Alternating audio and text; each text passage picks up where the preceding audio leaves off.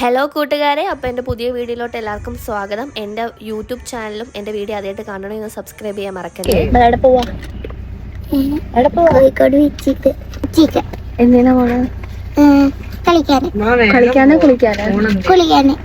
ഓ, കുട്ടികൾ പറഞ്ഞ് നിങ്ങൾ കേട്ട് കാണുമല്ലോ, കോഴിക്കോട് ബീച്ചിലോട്ടാണ് നമ്മൾ പോകുന്നത്. പക്ഷെ നമ്മൾ കോഴിക്കോട് ബീച്ച് പോകുന്നതിന് മുമ്പ് നമ്മുടെ മലപ്പുറംകാരെ സ്വന്തം മിനി ഊട്ടിയിലോട്ടാണ് നമ്മൾ പോകുന്നത്. നമ്മൾ നോർമലി നമ്മൾ ഊട്ടി പോകുന്നു, കൊടൈക്കനാൽ പോകുന്നു കേട്ടിട്ടുണ്ട്. ഇത് നമ്മുടെ മലപ്പുറംകാരെ ഒരു മിനി ഊട്ടി കണ്ടാലോ നമുക്കിന്ന്. മിനി ഊട്ടി എന്ന് പറഞ്ഞപ്പോഴേ ഞാൻ ഫുള്ളി ത്രില്ലായിട്ടിരിക്കുവാണ്. ഫസ്റ്റ് ടൈമാണ് മിനി ഊട്ടി എന്നൊക്കെ പറഞ്ഞ സ്ഥലത്തോട്ട് പോകുന്നത്. തണുപ്പാണ് എന്താണെന്ന് അറിയത്തില്ല. നമ്മൾ സ്ഥലത്തോട്ട് എത്തിയിട്ടുണ്ട്. റോഡ് കൊള്ളത്തില്ല, അതൊന്ന് ശ്രദ്ധിക്കണം നമ്മൾ പോകുന്നവരാണെന്നുണ്ടെങ്കിൽ. അവിടെ മെയിനായിട്ടുള്ളൊരു സംഭവം എന്ന് പറഞ്ഞാൽ ഹിൽസ് ലാൻഡ്, ഇതാണ് അതിൻ്റെ പേര്. നമുക്ക് മറ്റേ ബ്രിഡ്ജുണ്ട്, ഗ്ലാസ് ബ്രിഡ്ജൊക്കെ ഉണ്ട്. ഞാൻ ഫസ്റ്റ് ടൈമാണ് കയറാൻ പോകുന്നത്. അപ്പം നമ്മൾ എക്സൈറ്റഡേക്കാട്ടി കൂടുതൽ നമ്മുടെ പിള്ളേരാണ് ഭയങ്കരമായിട്ട് എക്സൈറ്റഡ് ആയിട്ടിരിക്കുന്നത്. അവർക്ക് വേറെ ഒന്നും കൊണ്ടില്ല, കളിക്കാൻ വേണ്ടിയിട്ട് കയറണം, അതായിരുന്നു അവരുടെ മെയിൻ ലക്ഷ്യം. ഓൾറെഡി നമ്മുടെ വീട്ടിൽ നിന്ന് കുറച്ച് ലോങ് ഉണ്ടായിരുന്നു, ഒരു മണിക്കൂർ 1.5 മണിക്കൂർ അടുപ്പിച്ച് യാത്ര ഉണ്ടായിരുന്നു. അതിനുശേഷം നമ്മുടെ മിനി ഊട്ടിയിലോട്ട് എത്തി കുറച്ച് വീഡിയോസും കാര്യങ്ങളൊക്കെ എടുത്തിട്ടുണ്ടായിരുന്നു. അടിപൊളി സ്ഥലമാണ്, നല്ല ആംബിയൻസ് ആണ്, ഒരുപാട് എൻ്റർടൈൻമെൻറ്റ് ചെയ്യാൻ പറ്റുന്ന സാധനങ്ങളും കാര്യങ്ങളും ഒക്കെ ഉണ്ട്. പക്ഷേ എല്ലാത്തിനും എക്സ്ട്രാ പൈസ കൊടുക്കണമെന്നേ ഉള്ളൂ. അത് പിന്നെ അങ്ങനെ ആണല്ലോ, ഫ്രീ ആയിട്ടൊന്നും ആരും നമുക്കൊന്നും തരത്തില്ല. നമുക്ക് കയറുന്ന എൻട്രൻസ് ഫീസ് 100 റുപ്പീസാണ് ഒരാൾക്ക്.